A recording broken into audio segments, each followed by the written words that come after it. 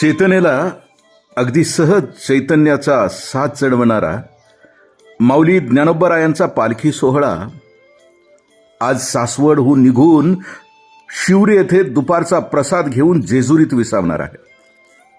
तर आमचे तुकोबराय आज यवतहून मडगाव मार्गे वरवंटमध्ये विसावणार आहेत. आनंदाची नुसती दिवाळीच दिवाळी असणारे हे दोन्ही सोहळे अवघ्या मुलखावर कृपेचा वर्षाव करत चालले आहेत. कारण मुळातच भगवान परमात्म्याचे स्वरूपच आनंद स्वरूप आहे.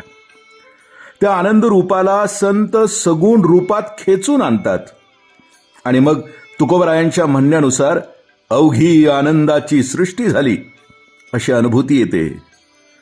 या आनंदावर साज चढविणारी आणखीन एक गोष्ट आहे आणि ती म्हणजे आज जेजुरी जाऊन मल्हारी मार्तंडाचं दर्शन संतांनी हरी आणि हर हा भेद मिटवून वैशिष्ट्यपूर्ण असे एकत्वाचे तत्व बांधले.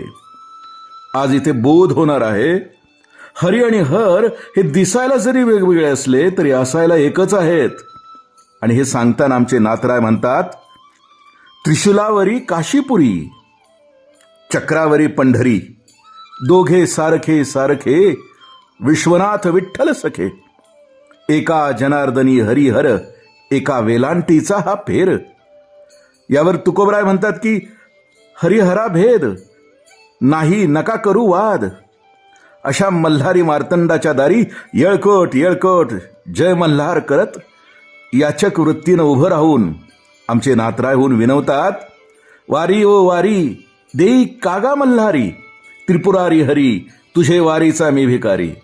वाहन तुझे घोड्यावरी वरी वैसली म्हाळसा सुंदरी वाघ्या मुरळी नाचती परोपरी आवडी ऐसी पाहीन जेजुरी ज्ञानकोटवा घेऊन आलो द्वारी बोध भंडार लावीन परोपरी एका जनार्दनी विनवी श्रीहरी वारी देऊनी प्रसन्न मल्हारी.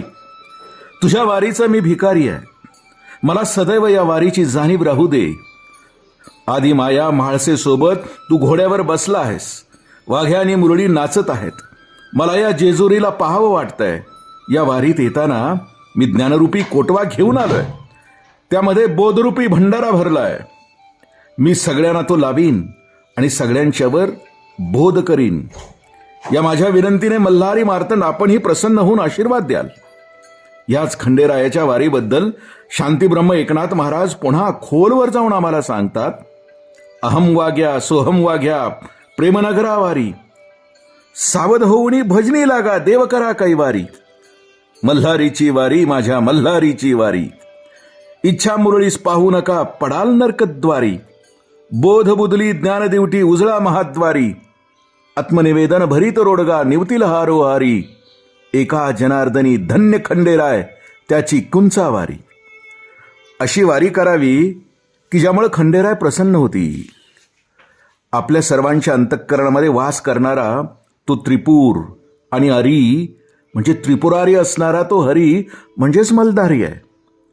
सतत त्याच्या जाणीवेपर्यंत पोहोचण्यासाठी धडपडणं म्हणजे वारी. मन चित्त बुद्धी अहंकार या चार पायांच्या अंतःकरण रूपी घोड्यावर त्याचा मायेसोबत वास असतो. प्रकृती आणि पुरुष हे वाघ्या मुरळी सतत नाचत असतात. असा जय जयकार ज्या उरात असतो ती जेजुरी. प्रत्येकाचा देह म्हणजे एक देवालय आहे. प्रत्येकाच्या आत वास करणाऱ्या त्या प्रभूच्या अस्तित्वामुळे देहाच्या द्वाराला देवाचं द्वार म्हटलं गेलंय. आणि या द्वारातून आत जाणाऱ्या आणि बाहेर येणाऱ्या श्वासालाच अहम आणि सोहम म्हटलं गेलंय. या अहम आणि सोहमवर लक्ष ठेवून जो दक्ष राहील त्याला देवच आपला खराखुरा कैवारी आहे या साक्षीभावाची किंवा सावधपणाची अखंड जाणीव येत राहील.